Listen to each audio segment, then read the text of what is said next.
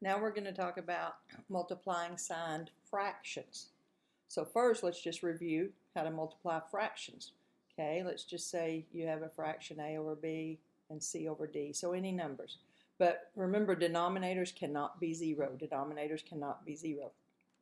All you do is just multiply straight across, right? Multiply the numerators, multiply the denominators.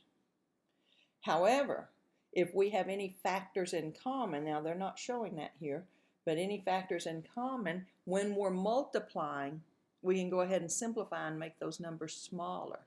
And we really want to practice doing that. Sometimes I can never get students to do that. They just want to multiply and then simplify in the end. But when we add variables and stuff, it's crucial that we understand how we can simplify in a multiplication problem of fractions. Okay, so find the product means multiply them, right? And I see a dot. Signs are the same, so my answer is plus. So really, I'm done worrying with those signs. So all I'm going to do is multiply straight across 5 times 3 and 8 times 4.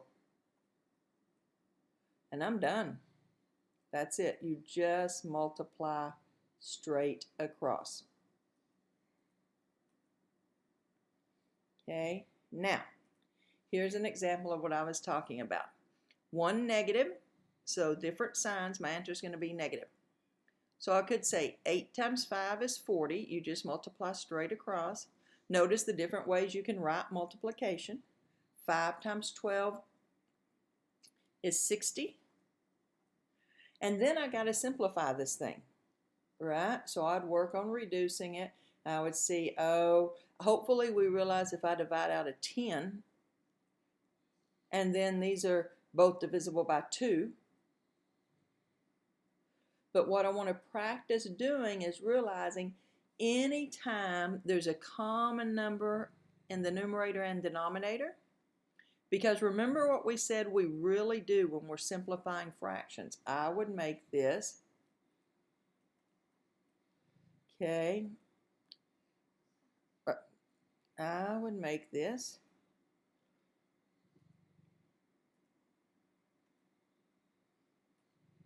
into its factors.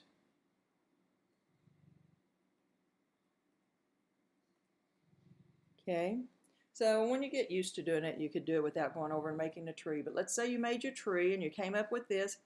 Anything that's the same on the top and bottom can divide out. And look what you're left with. So that's the same thing here. Since we just multiply straight across, this is really what this problem is. So anything that's the same on top and bottom, you can divide out. Now notice the 8 and the 12 also have a factor in common. I can divide both of those by a 4. 8 divided by 4, 8 divided by 4 leaves 2. 12 divided by 4 leaves 3. And notice that everything's marked out but the 2 in the numerator and the 3 in the denominator. Okay, now don't forget we had one negative, so our answer is really negative. We were just talking about working with those numbers. This is way simpler, particularly when we have variables. This needs to be our go-to way to solve these problems instead of getting large numbers that we have to redo. This wasn't too bad because we could just cancel out that 10 immediately, but you get large numbers and you got to reduce them. Big pain. Let's do it when the numbers are smaller. Okay, so this one says find 2/3 of 6. The word of, when it's in between two numbers, by the way, I'm sorry if y'all hear that snoring. That's my dog. Okay, so there he goes. Okay, 2/3 of 6. Of, when it's between two numbers, not just any time, but when it's between two numbers, is just a multiplication. So just like we said in the last time we talked about fractions, if any of your numbers are fractions, we want them all to look like fractions. All right? Okay, now I could just multiply straight across, and then reduce that fraction, but let's get used to reducing it before we multiply. So I notice that the 6 and the 3 are both divisible by 3. 3 divided by 3 leaves 1. 6 divided by 3 leaves 2. So now, what's in the numerator is 2 times 2, and in the denominator is 1 times 1, and we don't have to leave that 1, right? Because I can actually do 4 divided by 1 is 4.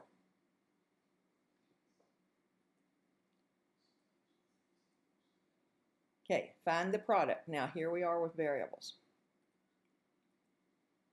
So anything that's in common in a numerator and denominator can divide out. Okay, 3 divided by 3 is 1. 9 divided by 3 is 3. So in the numerator we have 1 times 2, and in the denominator 5 times 3.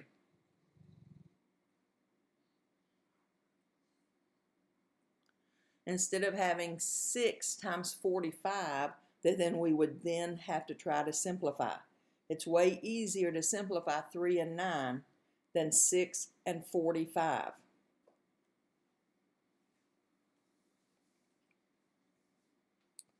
Okay, here's another one. Okay, here's a y in the numerator and a y in the denominator. Here's x's in numerator and denominator. This really has 2 x's, right? So one of those x's I get to cancel out, but there's still going to be 1 left because remember, x squared is x times x. So I canceled one of them out with this one, and it left 1. Now the 4 and the 2, 4 divided by 2 is 2. 2 divided by 2 is 1. So the only thing in the numerator is a 3 times 1 times x. And then in the denominator, the only thing not marked out is that 2.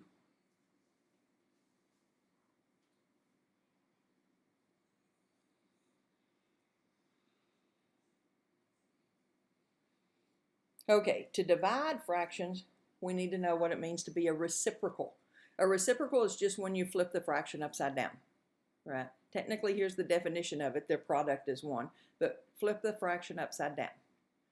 To divide fractions, you write the first one the same, you change that to multiplication, and you use the reciprocal. Okay? A lot of my students like to say, oh, when you're dividing, you copy, dot, flip. Copy, dot, flip. Now, when it's multiply, we can simplify. You cannot simplify anything in numerator and denominator when it's divide. You got to wait till you change it to a multiplication problem. Okay, so this one's giving you a reminder. We'll do that a couple of times, and then it'll just say divide. And we got to remember, we rewrite it as a multiplication. Copy, dot, flip. And then it's just what we were doing. Okay. Now, the 5 and the 10 are both divisible by 5. So 10 divided by 5 is 2.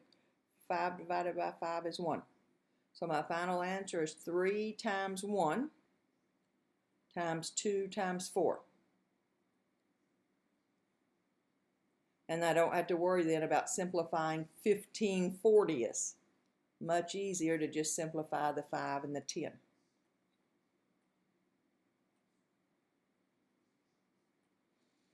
Okay, copy, dot, flip.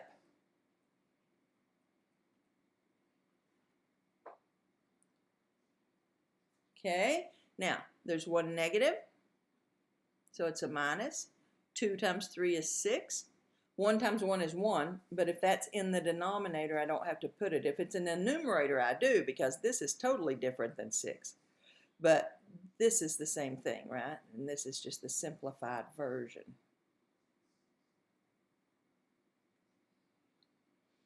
Okay, so it's no longer giving us that reminder, but I need to know, since it's dividing, copy, dot, flip. Remember, That's why this is the reciprocal, right? Because this is really the fraction 8 over 1. Now, 2 negatives is a positive, so I'm done worrying about those. Nothing will simplify, so I can just multiply straight across. 3 over 32. And because nothing's simplified up here, I don't have to worry about whether it'll simplify or not, even when my numbers are a little larger.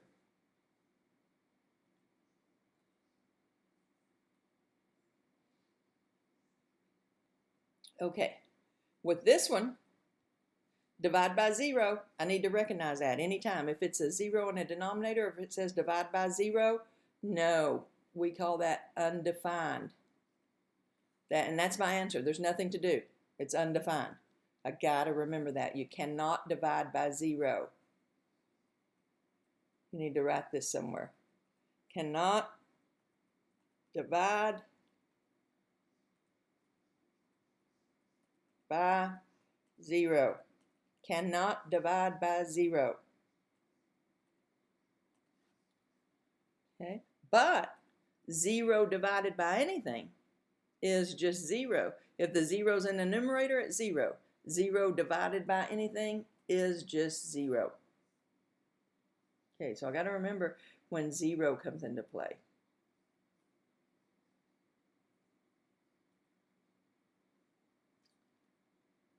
Okay, we're dividing, and they say assume none of the variables are 0 just so we don't have to worry about it, right? Okay, so copy, dot,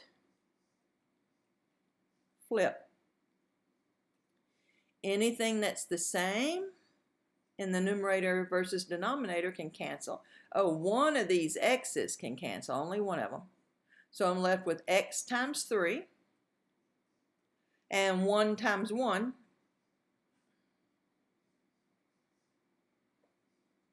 Okay.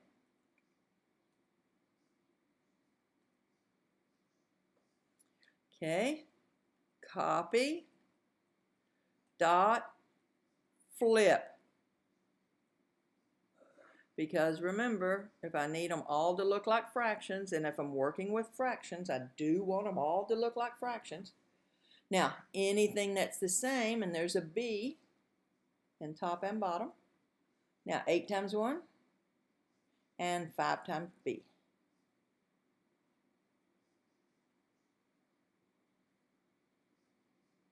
All right.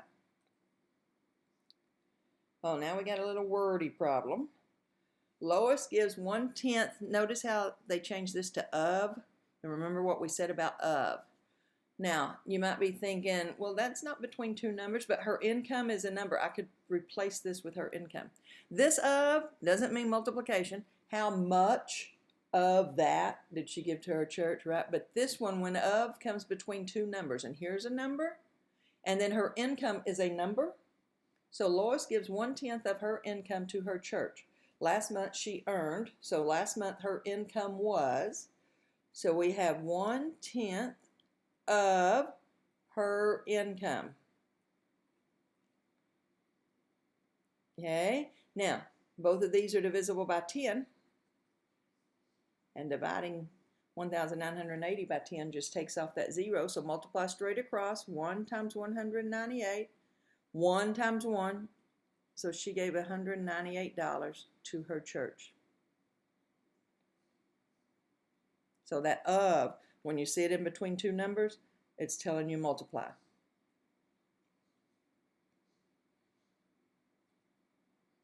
Okay, this one says the apparel design class is making infant snowsuits to give to a local shelter. A fabric store donated a 12-yard length of fabric for the project. If one snowsuit needs 2/3 yards of fabric, how many suits can the class make? I'll tell you a great method for solving word problems that I love is after you read it and understand what the math is saying, right? Don't even think about the numbers. So once you understand what it's asking, replace the numbers, the big number with 6 and a little number with 2. The big number with 6, the little number with 2. And if you understand the English, normally your brain will say, oh, that would be, because the math's real easy to do with 6 and 2, whether you're adding them, subtracting them, multiplying, or dividing. Okay, don't use 1 and don't use 4 and 2 because some of those things could overlap with your answer. But if your brain automatically tells you 12, oh, I need to multiply the answers. If it tells you 3, I need to divide them. So let's do that. If the store donated 6 yards of fabric and each snowsuit needs 2 yards, you have 6 yards. Each one takes 2 yards. How many suits can you make? Oh, that's a division problem then. I got this by thinking 6 divided by 3. If I had 6 yards of fabric and every suit took 2 yards, I could make 3 suits. 6 yards of fabric, and I need 2 yards for each one, I could get 3 suits. So I need to divide, and it's the big number divided by the small one.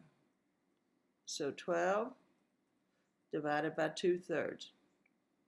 Okay, which is copy, dot, flip.